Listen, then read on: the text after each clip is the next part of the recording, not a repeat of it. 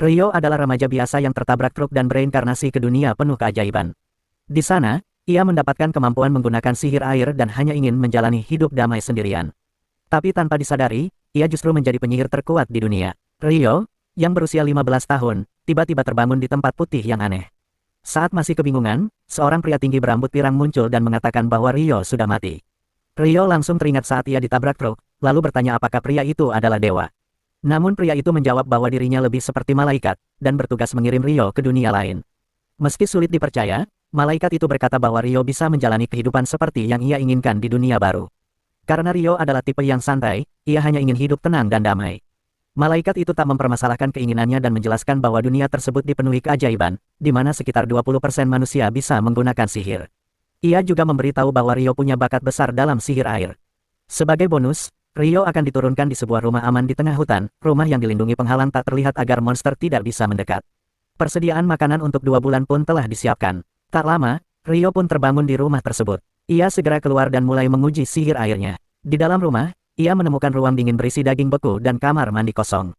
Di atas meja, ada pisau dan 2 buku pemula tentang monster dan tanaman di sekitar hutan. Saat mencoba sihir, Rio menyadari ia bisa menciptakan air hanya dengan membayangkannya, tanpa perlu mantra. Ia ingin mandi air hangat, tapi hanya bisa membuat air bersuhu ruangan. Ia mencoba membuat api dengan cara menggosok ranting, namun gagal total.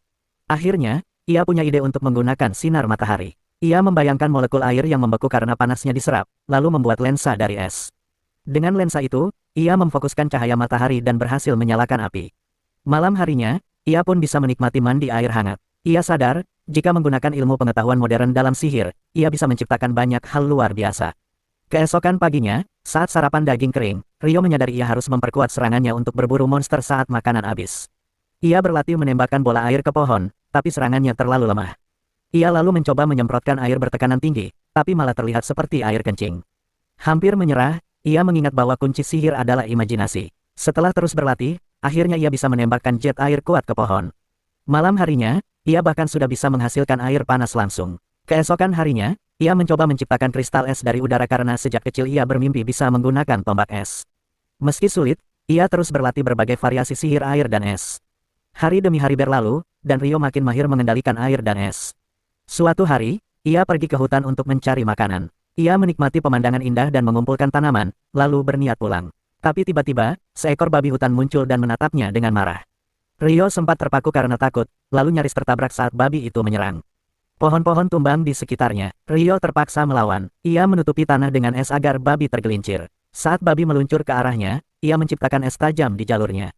Babi itu menabrak es dan langsung mati, tubuhnya tertusuk seperti keju Swiss. Rio tak menyangka bisa menang. Malamnya, ia memeriksa buku monster dan tahu bahwa babi hutan itu tergolong monster tingkat rendah.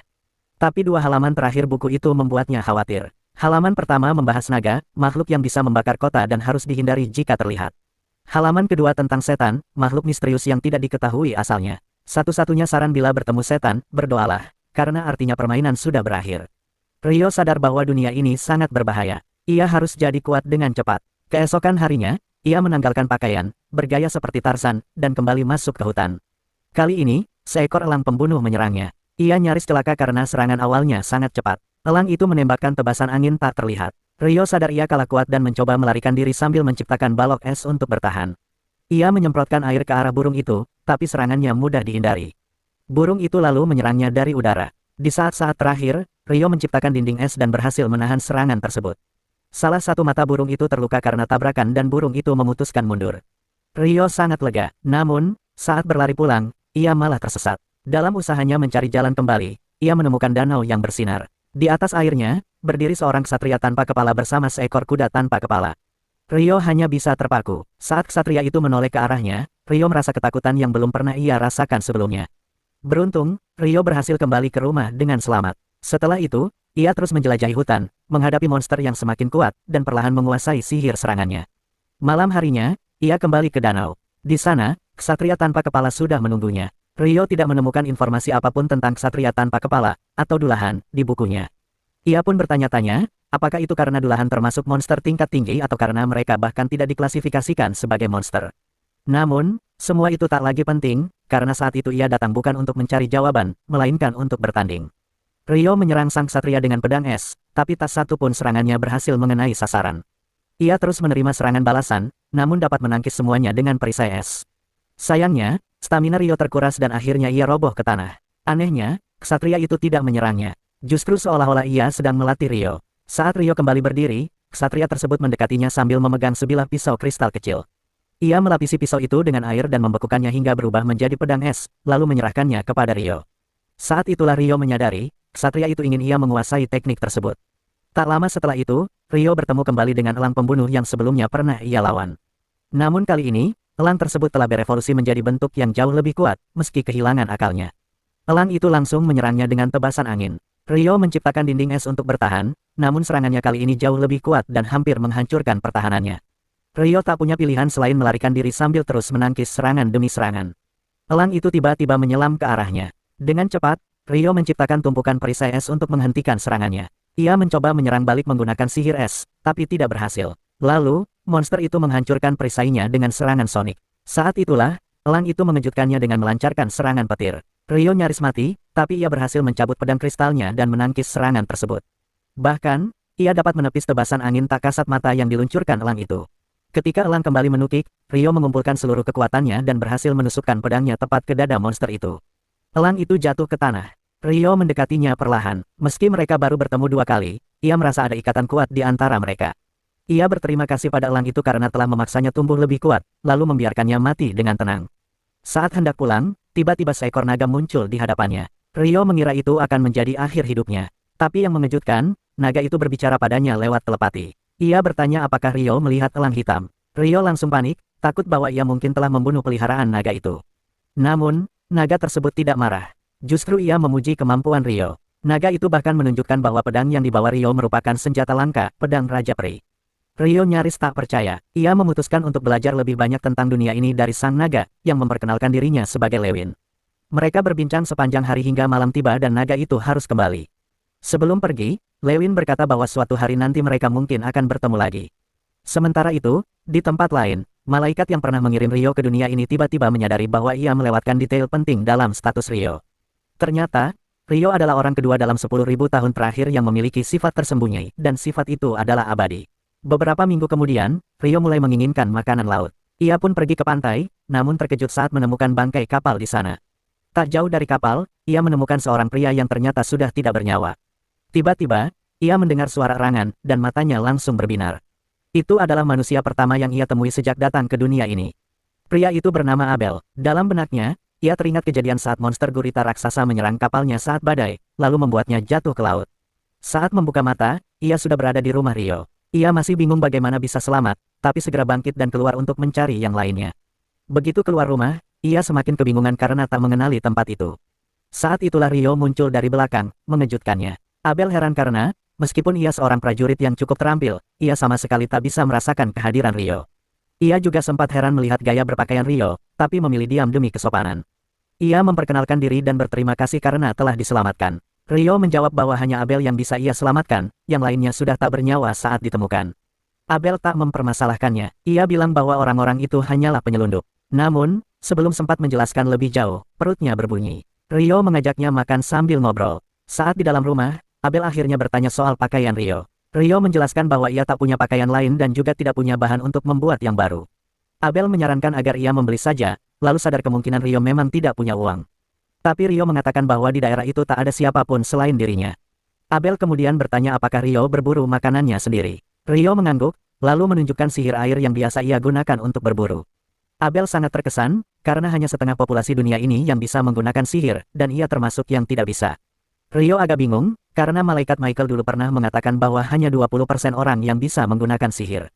Meski begitu, ia tak memikirkan itu terlalu dalam. Abel lalu meminta Rio untuk menemaninya ke pantai karena ia ingin memastikan sesuatu. Di perjalanan, Abel berkata bahwa jika mereka bertemu bahaya, biarkan ia yang berada di garis depan. Rio tak merasa itu perlu, tapi Abel bersikeras. Ia tak ingin terus-menerus menjadi orang yang diselamatkan. Rio pun mengalah. Sesampainya di kapal yang rusak, mereka melihat semua mayat telah hilang. Abel menduga monster atau laut yang menyeret mereka. Ia berterima kasih kepada Rio karena telah menyelamatkannya. Kalau tidak, ia mungkin bernasib sama. Namun, Abel mengaku tak menemukan yang ia cari, dan untuk saat ini, ia hanya ingin bertemu kembali dengan teman-temannya. Masalahnya, badai telah membuat kapalnya terlempar jauh ke selatan, dan ia tak tahu arah mana yang harus diikuti. Lalu, Ia mendapat ide. Ia menawari Rio untuk ikut bersamanya. Rio terkejut, dan Abel menjelaskan bahwa ia butuh bantuan untuk menemukan jalan pulang. Setelah itu, Rio bisa mencari pekerjaan dan menjalani hidup yang lebih baik. Rio memikirkan tawaran itu, dan akhirnya memutuskan untuk menjadi pemandu Abel kembali ke kota Lun, yang berada di wilayah kerajaan Nightly. Malam harinya, Rio memandangi kebun yang selama ini ia rawat. Ia merasa sedikit sedih harus meninggalkannya. Sebelum tidur, ia memberitahu Abel bahwa ia ingin berpamitan pada seseorang. Meski penasaran, Abel memilih untuk tidak bertanya lebih lanjut. Rio pun pergi ke danau di tengah hutan Rondo, tempat tinggalnya selama ini. Ia menemui ksatria tanpa kepala dan mengucapkan terima kasih karena telah mengajarinya bertarung. Ia menghunus pisau esnya dan berkata bahwa malam itu, ia ingin bertarung lebih serius. Sang ksatria pun menghunus pedangnya. Rio menyerang tanpa henti, mendorongnya mundur. Setelah pertarungan panjang dan melelahkan, Rio kehabisan tenaga, dan ksatria itu kembali ke danau. Rio mengucapkan terima kasih sekali lagi. Sang ksatria tetap diam, tapi saat mencapai posisinya, ia memanggil pakaian ajaib dari dalam air, sebuah hadiah perpisahan. Rio terharu saat menerima pakaian itu, dan sekali lagi mengucapkan terima kasih sebelum pulang. Keesokan paginya, Rio dan Abel bersiap berangkat. Rio merasa nostalgia, meninggalkan tempat yang telah ia huni selama bertahun-tahun. Tapi kini, tantangan baru menanti, baik itu monster laut seperti Behemoth, naga terbang Wyvern, maupun makhluk legendaris seperti Griffin. Bedanya, kini ia tidak sendirian. Tak lama setelah perjalanan dimulai, mereka bertemu seekor babi hutan. Abel meminta Rio membiarkannya menghadapi hewan itu. Dengan pedang di tangan, ia menyerang dan menaklukkan babi itu dengan teknik bertarung yang luar biasa, membuat Rio kagum. Apa itu keterampilan bertarung? Tanya Rio. Abel menjelaskan bahwa para pengguna senjata biasanya punya teknik khusus, yang disebut keterampilan tempur. Malam itu, mereka berkemah di dalam pohon besar yang berlubang. Esoknya, mereka melanjutkan perjalanan melewati hutan hingga tiba di daerah rawa. Di sana, mereka melihat beberapa manusia kadal. Abel memutuskan untuk mengubah arah karena menurutnya, manusia kadal cukup kuat. Tapi Rio menyadari bahwa makhluk-makhluk itu tetap mengikuti mereka. Abel pun bersiap untuk bertarung. Rio memperingatkan bahwa jumlah musuh terlalu banyak dan mengatakan akan menggunakan sihir. Abel sempat meragukannya karena Rio tidak membawa tongkat sihir, tapi ia langsung terkejut saat melihat Rio menyerang 4 manusia kadal sekaligus dengan tombak es. Setelah pertarungan usai, Abel bertanya tentang sihir yang Rio gunakan. Rio menjelaskan bahwa itu hanyalah tombak es biasa. Namun, Abel mengatakan bahwa teman-temannya yang penyihir angin hanya bisa meluncurkan 1 serangan sekaligus, sedangkan Rio bisa mengeluarkan 4 sekaligus. Rio menebak bahwa mungkin ini karena perbedaan antara sihir air dan sihir angin. Bagi sihir air, kemampuan seperti itu terbilang normal. Abel akhirnya memutuskan untuk tidak memikirkannya lebih jauh dan mengajak Rio melanjutkan perjalanan. Sebelum berangkat, Rio membuat 2 gelas dari es lalu mengisinya dengan air. Abel sadar bahwa sihir yang digunakan Rio berbeda dari sebelumnya, tapi Rio hanya bilang bahwa Abel mungkin salah dengar. Setelah itu, Abel memberikan koin kepada Rio, dan Rio tampak senang karena itu adalah pertama kalinya ia melihat uang. Abel tercengang. Ia kira Rio hanya miskin, tapi ternyata kondisinya jauh lebih parah. Kemudian, Abel mulai menjelaskan tentang 3 negara besar di dataran tengah, Kerajaan Nightly, Kekaisaran Debi, dan Federasi Handalu. Rio mulai mengejek Kekaisaran Debi karena tidak menyukai namanya. Sambil tertawa, mereka tiba di sebuah lahan terbuka yang luas. Tiba-tiba, sebuah batu di dekat mereka bergerak, dan Abel langsung menebasnya. Rio segera membuat perisai air untuk menahan serangan batu lainnya. Abel menyadari bahwa mereka berada di sarang golem batu. Rio sempat bertanya kenapa bentuk golem tidak menyerupai manusia, tapi Abel mengatakan lebih baik fokus menghadapi ancaman dulu. Abel menyerang salah satu golem dan melubangi tubuhnya, tapi golem itu bisa pulih dan menyerang balik. Abel mundur dan menyadari bahwa serangan biasa tidak efektif. Rio kemudian menjatuhkan balok es besar ke golem dan menghancurkannya. Abel sangat terkesan karena belum pernah melihat sihir seperti itu. Rio pun mengulangi trik itu beberapa kali hingga semua golem kalah. Setelahnya, mereka menemukan satu golem dengan batu sihir besar. Abel bilang batu itu bisa dijual mahal. Rio ingin mengambil batu dari golem lainnya juga, tapi semuanya tertimbun es, dan ia terlalu malas untuk mencairkannya satu persatu. Mereka melanjutkan perjalanan dan tak lama kemudian bertemu monster besar yang tampak seperti gabungan buaya dan kuda Nil. Abel mengatakan itu adalah Behemoth, monster langka dan sangat kuat yang belum pernah ia lihat sebelumnya. Rio bertanya apakah mereka akan memburunya, tapi Abel langsung menolak. Beberapa saat kemudian, muncul Wyvern dari udara dan menyerang Behemoth dengan sihir batu. Namun, Behemoth hanya meraung dan membatalkan sihir mereka, membuat para Wyvern jatuh. Rio menyimpulkan bahwa Behemoth menggunakan keterampilan pembatalan sihir. Saat makan malam, Abel bertanya tentang kemampuan itu. Rio mengatakan ia hanya menebak, tapi Abel menjelaskan bahwa biasanya hanya jebakan di ruang bawah tanah yang bisa membatalkan sihir. Rio langsung tertarik saat mendengar tentang ruang bawah tanah, dan Abel memberitahunya bahwa ada satu di kota Lun. Rio kesal karena Abel tidak menyampaikan informasi penting itu sejak awal, dan bertanya apakah ada lagi yang disembunyikan. Abel lalu bertanya apakah Rio tahu tentang kurcaci dan elf, tapi Rio memintanya menjelaskan lebih lanjut. Beberapa hari kemudian, mereka tiba di pegunungan. Rio bilang bahwa setelah melewati pegunungan, mereka akan sampai di pemukiman manusia. Abel penasaran bagaimana Rio bisa tahu, tapi Rio hanya mengatakan bahwa itu adalah pengetahuan yang melampaui pemahaman manusia, menyembunyikan fakta bahwa ia pernah berbicara dengan naga. Tak lama kemudian, mereka mendengar suara aneh dan bersiap bertarung. Seekor griffin muncul dari langit, dan keduanya langsung panik. Abel bahkan hampir mengalami serangan panik, tapi Rio segera melemparkan sepotong daging ke udara. Abel ikut menirunya. Griffin menangkap daging dan terbang menjauh. Mereka pun lega karena tidak harus bertarung. Abel mengatakan bahwa tidak ada manusia yang pernah melihat behemoth atau griffin selama 100 tahun terakhir, mungkin karena pegunungan tinggi menghalangi mereka. Itu mengingatkan Rio bahwa para wyvern yang menyerang behemoth datang dari arah utara, artinya sarang mereka mungkin ada di sana. Dugaan itu benar. Mereka segera menemukan beberapa wyvern sedang makan. Rio ingin menyerang, tapi Abel memperingatkan bahwa satu wyvern saja butuh 20 petualang berpengalaman untuk mengalahkannya. Rio mengatakan cepat atau lambat mereka pasti harus bertarung juga, dan bertanya apakah lebih mudah jika sayap wyvern dijepit.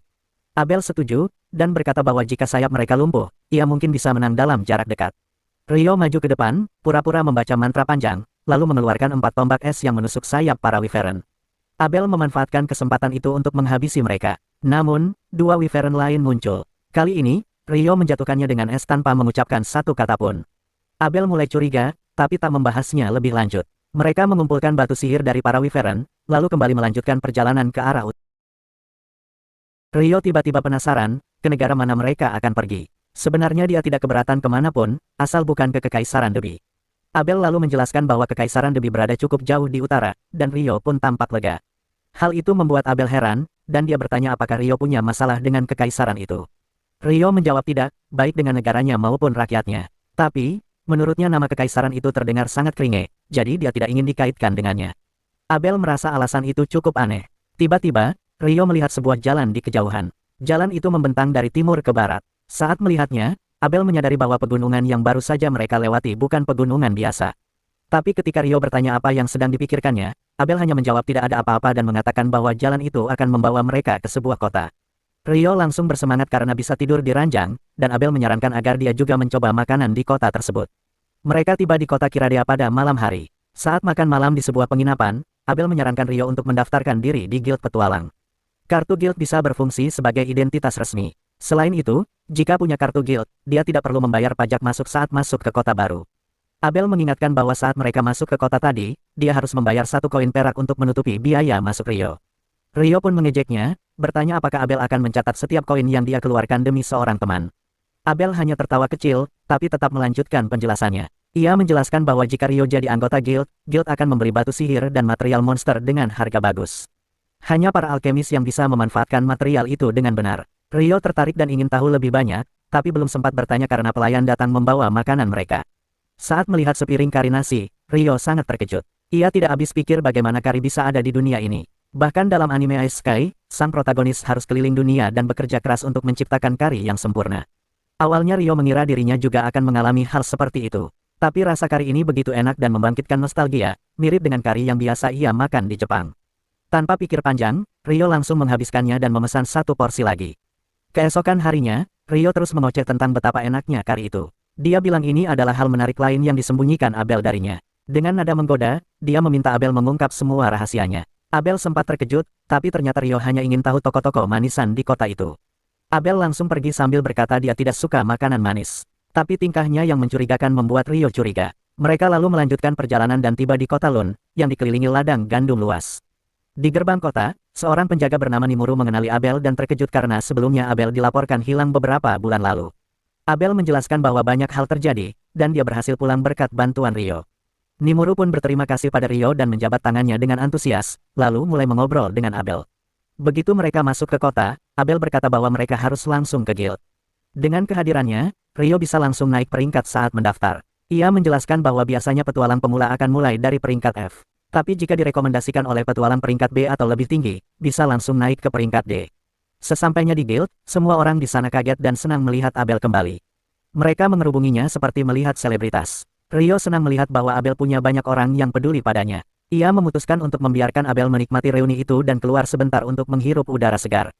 Saat berjalan-jalan, Rio bertemu seorang gadis elf. Ia langsung terpesona dengan telinga lancip dan wajah cantik gadis itu. Sementara itu, si gadis juga tak bisa melepaskan pandangannya dari Rio, karena jubah yang dikenakan Rio dikenali sebagai jubah Raja Peri. Gadis itu mengatakan bahwa Raja Peri pasti sangat menyukai Rio hingga memberinya hadiah seperti itu. Tapi Rio bahkan tidak mengerti apa maksudnya. Gadis elf itu kemudian berkata bahwa dia sedang terburu-buru, tapi berharap bisa bertemu lagi dengan Rio suatu hari nanti. Rio hanya bisa berdiri bengong saat Abel datang dan mengajaknya masuk kembali ke dalam guild. Di sana, Abel memperkenalkan Rio kepada semua orang sebagai orang yang telah menyelamatkan nyawanya. Semua orang mengucapkan terima kasih pada Rio, dan dia pun mulai menikmati perhatian yang didapat. Setelah itu, Abel membawa Rio ke meja resepsionis dan meminta agar dia didaftarkan sebagai petualang peringkat D atas rekomendasinya. Petugas terkejut karena belum pernah ada anggota kelompok Abel yang memberikan rekomendasi pada siapapun sebelumnya. Abel menjawab bahwa Rio adalah kasus spesial. Petugas mengatakan bahwa Rio tetap harus menunjukkan bukti kekuatannya sebelum naik peringkat. Abel pun meminta untuk langsung berbicara dengan kepala guild. Petugas menyuruh mereka menunggu sebentar, dan tak lama kemudian, kepala guild yang agak dramatis, Hafmekrat, datang tergesa-gesa setelah mendengar bahwa Abel telah kembali. Abel memperkenalkan Rio dan mengatakan bahwa ia ingin Rio mengikuti ujian kenaikan peringkat. Haf menjawab bahwa mereka harus menguji kekuatan Rio dulu. Tapi Abel berkata bahwa Rio lebih kuat darinya. Haf tentu saja sulit percaya. Untuk membuktikannya, Abel menunjukkan semua batu sihir yang mereka kumpulkan dari Wyvern. Haf terkejut melihat jumlahnya. Ia bilang kalau jumlah batu sebanyak itu berarti mereka memburu cukup banyak Wyvern untuk menghancurkan satu negara. Abel menjelaskan bahwa mereka memburu Wyvern di selatan Gunung Jahanam, jadi tidak perlu khawatir soal serangan monster. Rio penasaran, apakah nama gunung itu punya arti khusus? Haf menjawab bahwa dia belum pernah mendengar ada orang yang bisa melewati Gunung Jahanam dengan selamat. Ia mengklaim bahwa tempat itu sangat berbahaya, bahkan petualang peringkat tertinggi pun tidak akan pergi ke sana kecuali karena alasan yang sangat kuat. Kepala guild tidak percaya bahwa Rio dan Abel adalah orang pertama dalam sejarah yang berhasil melintasi Gunung Jahanam. Karena itu, ia langsung menyetujui kenaikan peringkat Rio tanpa perlu ujian. Saat itu juga, anggota kelompok Abel masuk ke ruangan. Mereka sangat emosional karena mengira tidak akan pernah bertemu Abel lagi. Kepala guild memutuskan untuk membiarkan mereka berkumpul, sementara ia membawa Rio keluar untuk menyelesaikan pendaftaran. Abel sempat meminta Rio menunggunya di meja resepsionis setelah selesai, karena ia ingin menunjukkan tempat spesial. Hafmekrat lalu mengajak Rio ke kantornya. Dalam perjalanan, ia bercerita bahwa kelompok Abel, Crimson Sword, adalah salah satu yang terkuat dan paling terkenal di guild mereka. Rio tidak terlalu terkejut mendengarnya. Yang membuatnya penasaran justru soal apakah dia benar-benar pantas langsung mendapat peringkat D. Menanggapi itu, Haf mengatakan bahwa dia tahu betapa hebatnya Abel, tapi juga tahu bahwa Abel tidak akan bisa mengalahkan para Wyvern sendirian. Karena itu, Haf yakin Rio memainkan peran penting dan layak mendapatkan peringkat tersebut. Tepat saat itu, seorang resepsionis datang ke kantor membawa perlengkapan pendaftaran. Haf menyerahkan prosesnya kepada sang resepsionis, karena ia harus mengurus dokumen lain. Resepsionis itu memperkenalkan dirinya sebagai Nina, lalu mulai mewawancarai Rio dengan beberapa pertanyaan dasar. Ia menjelaskan bahwa selama 300 hari pertama, Rio bisa tinggal di asrama guild, tapi setelah itu harus mencari tempat tinggal sendiri. Nina juga memberitahu tentang kursus eksplorasi Dungeon yang diadakan untuk petualang pemula. Rio langsung mengatakan bahwa dia ingin ikut. Nina lalu menyuruhnya datang ke aula pertemuan 2 hari lagi, pukul 9 pagi. Rio sempat kaget karena dunia ini ternyata sudah memiliki sistem jam. Setelah itu, Nina memulai proses pendaftaran. Ia menyuruh Rio meletakkan tangannya di atas kristal. Saat disentuh, kristal itu memindai data biometrik Rio dan mengunggahnya ke lempengan logam yang ada di atasnya, lalu berubah menjadi kartu guild milik Rio. Nina memberi selamat karena kini Rio resmi terdaftar sebagai anggota guild. Mereka pun keluar dari kantor. Tak lama setelah itu, Abel mengajak Rio berkeliling kota. Ia berkata ingin membelikan pakaian dan tongkat sebagai ucapan terima kasih karena telah menemaninya sampai ke kota ini. Rio senang menerima pakaian itu, tapi jadi penasaran soal tongkat. Abel menjelaskan bahwa semua penyihir butuh tongkat. Tapi Rio bilang dia bisa menggunakan sihir tanpa alat bantu. Saat bertarung jarak dekat, dia lebih memilih menggunakan pedang. Abel terkejut mendengarnya, apalagi saat melihat bahwa pisau kecil yang dibawa Rio ternyata adalah pedangnya. Rio kemudian berkata bahwa ada hal yang lebih penting dari pakaian dan tongkat, yaitu informasi dasar tentang dunia ini. Dari situ, dia baru tahu bahwa satuan waktu seperti jam, hari, minggu, dan bulan sama seperti di bumi. Mereka bahkan menggunakan sistem metrik. Hal ini membuat Rio yakin bahwa seseorang dari bumi pernah datang ke dunia ini dan mempengaruhi kehidupan di sini. Itulah sebabnya banyak hal terasa familiar. Saat itu juga, Abel kembali dari toko setelah membayar semua barang yang mereka beli. Ia mengatakan bahwa acara utama hari itu belum dimulai. Ia lalu membawa Rio ke sebuah penginapan besar, tempat semua teman-temannya dari guild sudah berkumpul. Mereka mengadakan pesta untuk merayakan kepulangan Abel. Suasana pun penuh tawa dan kebahagiaan sepanjang malam. Keesokan paginya, Nina datang menjemput Rio untuk menunjukkan kamar asramanya. Di sana, 2 petualang pemula lainnya sudah tinggal. Seorang pemuda berambut coklat memperkenalkan diri sebagai Niels, dan yang berambut pirang sebagai Eto. Mereka menyambut Rio dengan hangat. Setelah Nina pergi, Niels mulai berbicara tentang betapa dia menyukai Nina. Tapi Eto langsung menyuruhnya berhenti bermimpi karena menurutnya Nina berada di luar jangkauan mereka.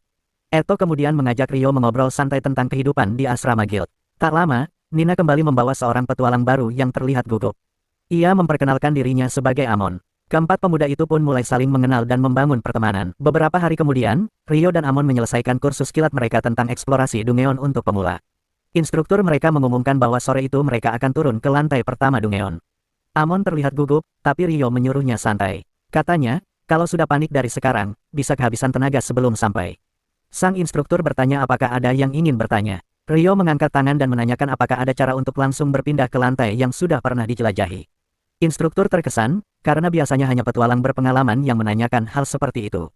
Ia menjelaskan bahwa beberapa Dungeon di selatan memang memiliki fitur seperti itu, memungkinkan petualang berpindah antar titik tertentu. Tapi Dungeon di kota Lun tidak memilikinya. Setelah itu, mereka semua berangkat ke Dungeon yang terletak di tengah kota. Instruktur menjelaskan bahwa kota ini sebenarnya dibangun mengelilingi Dungeon tersebut. Setiap beberapa tahun, jumlah monster di dalam Dungeon meningkat dan kadang-kadang sampai keluar ke permukaan. Namun, dinding pelindung di sekeliling Dungeon dibuat untuk mencegah hal itu. Ia meyakinkan para pemula bahwa saat ini tidak ada ancaman gelombang monster. Mereka akhirnya tiba di lantai pertama, yang merupakan zona aman tanpa monster. Instruktur memberi izin untuk menjelajah, tapi tidak boleh terlalu jauh dari pintu masuk. Rio dan Amon membentuk tim. Tak lama, Rio merasakan ada monster mendekat. Dia menyuruh Amon menyerang monster itu sementara ia menahannya. Amon dengan gugup menghunus pedangnya. Beberapa saat kemudian, seekor semut raksasa muncul. Rio langsung mengenalinya sebagai semut prajurit dari buku yang pernah ia baca. Ia menyuruh Amon menyerang bagian lehernya, lalu menggunakan sihir Ichichel Lens untuk menjepit monster itu ke tanah. Amon berhasil menghabisinya dan itu menjadi pembunuhan pertamanya. Ia sangat senang, dan Rio mengekstrak batu sihir dari tubuh monster sebagai trofi. Malamnya, mereka makan malam bersama teman sekamar untuk merayakan perjalanan Dungeon pertama mereka. Teman-temannya cukup terkesan karena mereka berhasil mengalahkan semut prajurit. Amon dengan rendah hati mengatakan bahwa Rio yang melakukan sebagian besar pekerjaan, sementara dia hanya memberi pukulan terakhir. Ia juga bilang ingin kembali ke Dungeon besok, tapi agak takut jika harus pergi sendiri. Rio menawarkan diri untuk ikut, karena dia juga tertarik menjelajah lebih jauh. Ia sempat khawatir karena ada monster di lantai pertama, padahal instruktur bilang itu zona aman.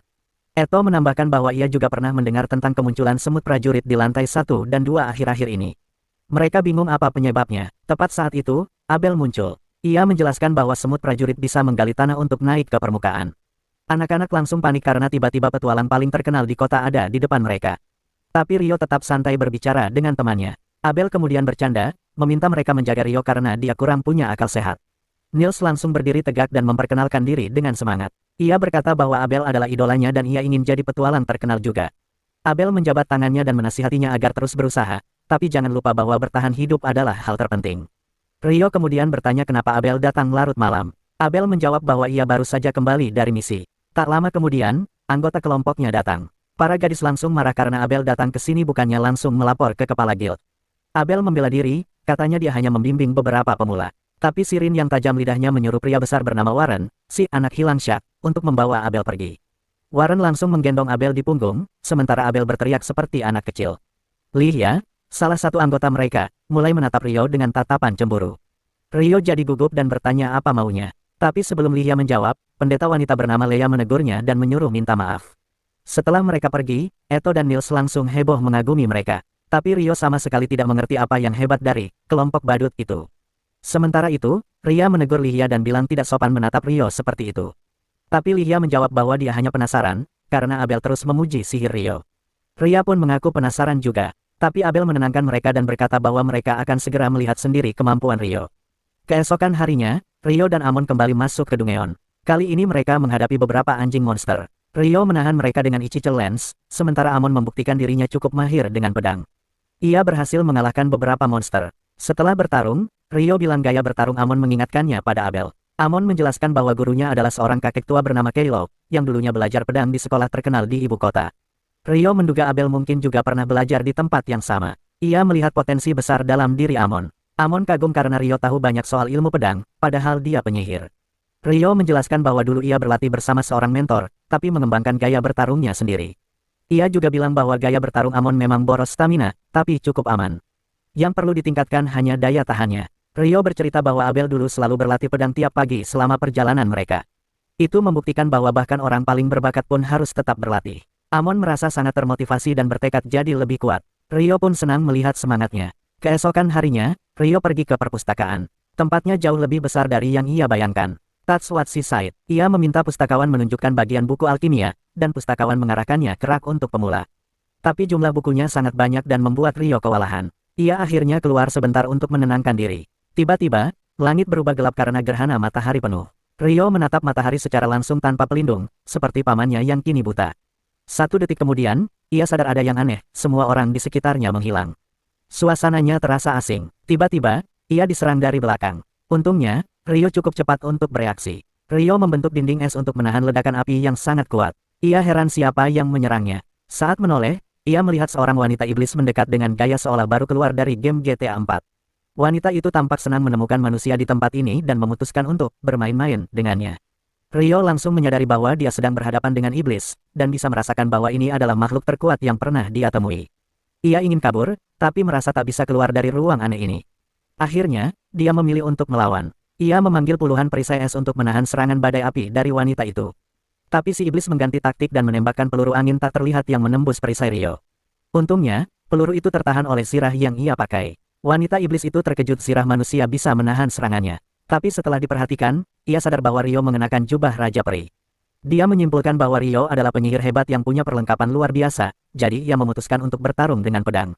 Rio pun mengeluarkan pedang es miliknya dan bertahan dalam posisi defensif. Wanita itu menyerang dengan kecepatan tinggi dan nyaris menebas wajah Rio. Ia terlalu cepat, tapi Rio tetap mampu menahan serangannya. Rio lalu balik menyerang dengan ratusan Ichichel Lens, namun wanita itu menghindarinya dengan mudah, tak sadar bahwa waktu gerhana hampir habis. Rio menyadari bahwa si iblis mempercepat gerakannya dengan sihir angin. Saat wanita itu melompat untuk mengakhiri pertarungan, Rio berhasil memblokirnya tanpa kesulitan, karena kekuatan serangannya masih kalah jauh dibanding Ksatria tanpa kepala yang dulu melatihnya. Wanita itu terkejut dan bertanya siapa sebenarnya Rio, apalagi karena dia punya jubah dan pedang Raja Peri. Ia menyiapkan bola api, tapi Rio langsung membatalkannya dengan sihir es. Hal ini membuat wanita itu geram. Ia menyerang dengan brutal, tapi Rio tetap bisa bertahan. Begitu melihat celah, Rio melancarkan serangan balik yang membuat wanita iblis itu kehilangan keseimbangan. Ia pun meluncurkan hujan Ichichel Lens ke arahnya. Iblis itu menciptakan dinding api, lalu menambahkan dinding batu untuk bertahan. Rio mengubah taktik, ia menggunakan semburan air bertekanan tinggi untuk menembus dinding batu itu, dan serangannya berhasil melukai wanita iblis itu. Wanita itu terkejut karena luka yang ia terima benar-benar menyakitkan. Tapi Rio sendiri tak sadar ia berhasil mengenainya, karena pandangannya terhalang asap. Ketika Rio hendak mengakhiri pertarungan, wanita iblis itu melompat untuk menahan serangan. Mereka bertarung di udara. Rio melihat luka-luka si iblis sembuh sangat cepat. Karena lengah, Rio terpukul dan terlempar menabrak bangunan. Saat wanita iblis itu hendak melancarkan serangan pamungkas, dia menyadari ada tetesan air turun dari langit. Begitu satu tetes menyentuh wajahnya, dia menjerit kesakitan, airnya lebih panas dari titik didih. Ia buru-buru menutupi tubuhnya dengan bola batu agar tak terbakar hujan mendidih itu. Sementara itu, Rio turun ke tanah. Sang iblis mengamuk dan melepaskan sihir api dahsyat yang menghancurkan area sekitar. Ia melangkah mendekati Rio, tapi sinar matahari mulai muncul, dan pedangnya mulai hancur. Wanita iblis itu berkata bahwa mereka tak bisa menyelesaikan pertarungan kali ini. Rio hanya menyuruhnya pergi. Wanita itu tak terlalu peduli dengan sikap ketus Rio dan memperkenalkan diri sebagai Leonor Uracha Albuquerque. Ia bertanya nama Rio, dan Rio menyebut namanya, sambil menegaskan bahwa dia tak tertarik tahu apapun soal iblis. Leonor terkejut karena Rio tahu tentang iblis. Ia menyesal telah bermain-main dan tidak membunuh Rio sejak awal. Tapi dia lalu berkata bahwa mereka akan bertemu lagi. Sebelum itu terjadi, mungkin Rio akan bertemu iblis lain. Ia menyuruh Rio untuk tidak mati dulu, karena dia ingin menjadi orang yang membunuh Rio saat pertarungan ulang mereka. Rio terdiam, lalu gerhana pun berakhir. Semua kembali normal, tanpa bekas pertarungan apapun. Rio merasa aneh. Ia membeli beberapa buku, lalu berniat istirahat. Ia pergi ke bank untuk menarik uang hasil penjualan batu sihir Wyvern, lalu mampir ke asrama. Tapi teman-temannya tidak ada. Saat hendak pergi, ia menemukan mereka sedang dibuli oleh beberapa petualang. Nils dan Eto menyebut para pembuli pengecut karena menyerang saat mereka masih terluka. Tapi si pemimpin, Dan, membalas bahwa hal serupa bisa terjadi saat mereka diserang monster dan mati. Tiba-tiba, anak buah Dan pingsan, Rio sudah menyerang mereka dari belakang. Ia berkata bahwa Dan benar, tapi sebaiknya dia juga dengarkan nasihatnya sendiri. Rio bertanya apakah Dan akan kabur sekarang, karena teman-temannya sudah tumbang. Dan langsung menyerang, tapi Rio hanya bergeser sedikit dan memukul perut Dan dengan gagang pedang. Dan langsung memuntahkan sarapannya. Setelah itu, Rio menyembuhkan teman-temannya dan bilang bahwa mereka perlu melatih stamina agar tak mudah dikalahkan bajingan seperti itu lagi. Tapi untuk sekarang, mereka diminta istirahat dan bersantai dulu. Mereka pun pergi ke pemandian umum, dan di sana pendeta Eto menyembuhkan luka Rio akibat peluru angin. Semua penasaran siapa yang bisa melukai Rio yang begitu kuat, tapi Rio memilih untuk tidak menceritakan soal iblis itu karena dia hanya ingin istirahat. Tak lama kemudian, Amon, Nils, dan Ido mulai menjelajahi Dungeon sebagai satu tim. Saat Nils dan Amon bertarung melawan Goblin, Ido tetap di belakang untuk mendukung dan menyembuhkan mereka saat terluka. Nils mengumpulkan batu sihir dari Goblin, sementara Ido menyembuhkan Amon. Mereka membahas betapa berbahayanya bertemu Goblin. Nils menyarankan agar mereka mundur karena lantai berikutnya lebih berbahaya, dan Ido setuju, karena seharusnya tidak ada Goblin pemanah di lantai 4. Tapi Amon ingin terus berburu demi mendapatkan lebih banyak uang. Namun, Nils mengingatkan ucapan Abel, nyawa tidak sebanding dengan hal-hal kecil seperti uang. Akhirnya, mereka memutuskan kembali ke permukaan, keputusan terbaik hari itu. Karena hanya beberapa lantai di bawah, sekelompok petualang tewas oleh monster besar. Di permukaan, Rio teringat betapa hebatnya sihir Leonor. Tapi dia sadar, kecepatan casting miliknya setara. Dia pun memutuskan untuk memperkuat kelebihannya dan menutupi kekurangannya. Ia ingat betapa lambatnya dia dibanding Leonor kemarin. Meski iri dengan sihir angin milik Leonor, karena dia tidak bisa menggunakannya, dia memilih mencari solusi lain. Rio pun mencoba menggunakan dorongan air seperti jet untuk melesat ke depan. Meski pernah mencobanya di air, ia belum tahu apakah bisa digunakan di darat. Pertama, ia membuat platform es di depannya, lalu mendorong dirinya dengan ratusan semburan kecil air dari punggungnya. Tapi hasilnya, kecepatannya hanya setara nenek-nenek yang menyeberang jalan. Rio kecewa, tapi menyebut eksperimen itu sebagai proyek yang masih dalam proses, seperti kesehatan mentalnya sendiri, katanya. Setelah itu, ia pergi ke perpustakaan untuk belajar lebih banyak tentang iblis dan alkimia. Di waktu yang sama, penyihir pemula bernama Rin dari kelompok Abel juga sedang belajar di sana. Ia sedang mencari mantra untuk menciptakan dinding es tebal yang cukup kuat menghancurkan Golum, tapi tak menemukannya. Rin merasa lega, dia ingin percaya bahwa Rio hanyalah penipu yang berhasil memperdaya Abel. Menurutnya, hanya penyihir terkuat di benua ini yang bisa memakai sihir sekuat itu. Saat mengembalikan buku, Rin bertemu elf bernama Sera. Mereka saling menyapa dan berbincang singkat, lalu Sera pergi karena harus kembali ke kelompoknya. Sementara itu, Amon dan tim kembali ke guild. Nils tampak gugup saat melihat Nina, resepsionis cantik. Ido menegur Nils dan melapor kepada Nina bahwa mereka menemukan goblin pemanah di lantai 5 Dungeon, hal yang sangat tidak biasa. Itulah sebabnya mereka buru-buru kembali untuk melaporkannya. Nina mengecek batu sihir mereka, lalu segera pergi untuk melapor ke kepala guild, Ilarion. Ilarion terlihat tidak senang mendengar laporan itu, karena seharusnya goblin baru muncul setelah lantai 10. Ia merasa ini pertanda masalah besar, lalu memerintahkan Nina memanggil semua parti peringkat B ke atas. Nina menjawab hanya ada 2 parti peringkat tinggi di kota saat ini, Crimson Sword milik Abel dan White Brigade. Tak lama, Abel dan kelompoknya tiba di kantor Ilarion. Abel tidak senang karena harus bekerja sama dengan White Brigade. Para gadis menyuruhnya untuk tidak bersikap seperti pecundang. Ia pun menenangkan diri sebelum masuk. Peps, pemimpin White Brigade, sudah menunggu. Abel berusaha menyembunyikan ketidaksukaannya. Setelah semua duduk, Ilarion menjelaskan bahwa goblin ditemukan di lantai 5 Dungeon, dan informasi ini sangat bisa dipercaya. Karena itu, Crimson Sword dan White Brigade diminta menyelidiki kemungkinan wabah monster. Ia menjelaskan bahwa wabah terakhir terjadi 10 tahun lalu, dan meski waktunya belum tepat, ada kemungkinan wabah baru telah dimulai. Sebagai kompensasi, mereka akan diberi bayaran awal 100 koin emas, dan 200 lagi jika misi berhasil. Abel bertanya apakah misi mereka hanya menyelidiki. Ilarion mengangguk. Peps lalu bertanya, kalau memang wabah monster sudah terjadi, apa yang harus kami lakukan? Ilarion menjawab, segera kembali ke permukaan. Dungeon akan dikunci dan para ksatria akan dikerahkan untuk mengatasinya. Ia juga sudah menghubungi penguasa kota dan markas para ksatria. Kedua parti menerima misi itu. Keesokan harinya, Rio bersiap pergi ke perpustakaan utara. Teman sekamarnya baru bangun, dan Rio menjelaskan bahwa ia ingin belajar lebih dalam tentang alkimia, karena perpustakaan itu punya koleksi buku yang lebih lengkap. Ido bilang, hanya petualang peringkat dan ke atas yang bisa masuk ke sana. Amon menambahkan bahwa menurut rumor, perpustakaan itu juga menyimpan buku-buku terlarang.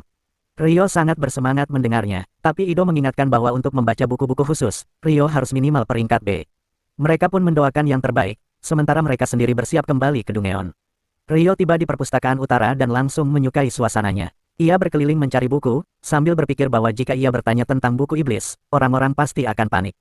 Saat naik ke lantai 1, ia melihat Sera ada di sana, dan langsung terpesona. Di sisi lain, Ilarion dan 2 parti peringkat tinggi tiba di gerbang Dungeon.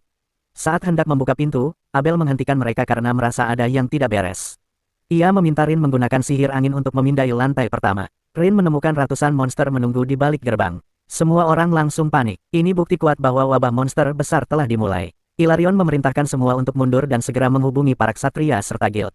Di guild, Nils dan tim melihat pengumuman bahwa Dungeon ditutup. Mereka mengira itu karena goblin pemanah yang mereka laporkan. Tapi tak lama kemudian, seorang pria berlari masuk dan mengumumkan bahwa wabah monster benar-benar telah dimulai. Semua petualang dikumpulkan di atas dinding yang mengelilingi Dungeon untuk menghentikan serangan para monster. Sementara itu, di perpustakaan utara, Rio dan Sera masih saling menatap. Akhirnya, Sera membuka pembicaraan dan berkata bahwa mereka bertemu lagi. Mereka pun saling memperkenalkan diri. Sera kemudian bertanya apakah Rio sedang mencari sesuatu yang khusus. Rio hampir saja menjawab bahwa dia sedang mencari informasi tentang iblis, tapi buru-buru mengganti jawabannya dan berkata bahwa dia ingin belajar alkimia untuk menciptakan golem. Sera terlihat terkesan, karena menciptakan golem bukanlah hal yang mudah. Meski begitu, dia mengatakan bahwa tidak ada buku yang secara khusus membahasnya. Namun, dia menawarkan bantuan dan meminta Rio mengikutinya, karena dia tahu buku-buku mana saja yang paling berguna. Dia juga mengatakan bahwa dia hampir hafal seluruh isi perpustakaan itu. Di sepanjang perjalanan, mereka mengobrol tentang buku dan dunia petualangan. Sera mengungkapkan bahwa dia adalah satu-satunya anggota dari parti petualang peringkat B bernama Win. Rio teringat bahwa temannya pernah bilang hanya ada satu elf di kota ini. Sera menjelaskan bahwa para elf memang jarang bergaul dengan manusia, tapi dia memang sedikit berbeda. Sementara itu, di luar Dungeon, semua petualang telah berkumpul di atas dinding. Tak lama kemudian, para monster berhasil menerobos gerbang besar Dungeon. Huff segera memerintahkan semua orang untuk menyerang dengan sihir dan panah, memulai pertempuran besar melawan pasukan goblin. Para ksatria juga bergabung, dan untuk sementara, situasi tampak terkendali. Tapi Huff merasa khawatir, karena jumlah monster kali ini jauh lebih banyak dibandingkan wabah sebelumnya. Di sisi lain, parti Abel kehabisan panah. Beruntung, saat itu Mills datang membawa 1 tong penuh panah dan menyampaikan pesan dari Huff, setelah gelombang monster kecil ini selesai, mereka harus mengalahkan monster boss. Setelah sebagian besar goblin dikalahkan, Huff memerintahkan Abel dan Peps untuk memimpin parti mereka maju ke garis depan. Mereka melompat turun dari dinding, dan Rin menggunakan sihir angin untuk memperlambat pendaratan mereka. Mereka langsung menyerang goblin-goblin yang tersisa, lalu bersiap menunggu kemunculan bos di depan pintu Dungeon. Tak lama, seorang jenderal goblin muncul dari balik pintu. Mereka mengira semuanya akan selesai setelah mengalahkannya. Tapi kemudian, 2 jenderal goblin lainnya muncul. Abel langsung menyadari bahwa mereka sedang berhadapan dengan Raja Goblin. Dia mengatakan bahwa ketiga jenderal itu harus dikalahkan sebelum sang raja keluar, karena kalau tidak, kekuatan mereka akan semakin meningkat. Dia membagi tugas, dia dan Peps masing-masing akan melawan 1 jenderal, sementara Lin dan Lia menghadapi yang satu lagi. Pertempuran pun dimulai. Abel berhasil memotong lengan musuhnya, tapi kemudian Raja Goblin muncul dari pintu Dungeon. Abel langsung berteriak agar semua orang tiarap. Detik berikutnya, sebuah tebasan angin yang sangat kuat meluncur dari dalam Dungeon dan membunuh ketiga jenderal Goblin dalam sekali serang. Semua orang terkejut melihat kekuatan luar biasa dari Raja Goblin. Tapi Abel dan Peps tahu bahwa hanya mereka yang bisa menghadapinya. Mereka bekerja sama menyerang, tapi serangan mereka tak mampu menembus armor sang raja. Lalu Abel membuat keputusan nekat. Dia berlari langsung ke arah Raja Goblin sambil mengaktifkan kemampuannya untuk menjadi seperti hantu dan menghindari serangan. Setelah mendekat, dia mencoba menusuk jantung sang raja, tapi serangan itu belum cukup. Raja Goblin hendak membalas, namun Abel memberi isyarat kepada Lin. Tombak angin Lin menembus tubuh Abel yang transparan dan mengenai Raja Goblin dengan tepat, mengalahkannya. Semua orang merasa lega karena pertarungan berakhir dengan kemenangan. Tapi mereka belum tahu, bahaya yang lebih besar masih menunggu di kedalaman Dungeon. Sukai dan komentar jika kamu menikmati rekap ini. Jangan lupa subscribe untuk cerita menarik lainnya, dan beritahu di kolom komentar anime atau cerita apa yang ingin kamu lihat selanjutnya.